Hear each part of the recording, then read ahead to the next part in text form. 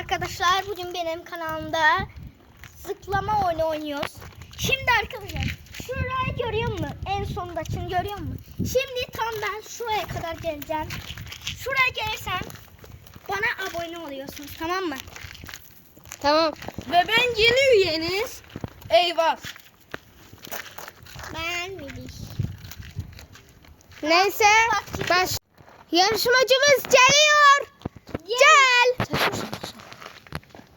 Geliyor. 1, 2, Saymasana. Sinirlerimi bozdular ya. Oh. Yarışmacımız büyük bir izinle geliyor. Geldi. Geldi. Kazandı.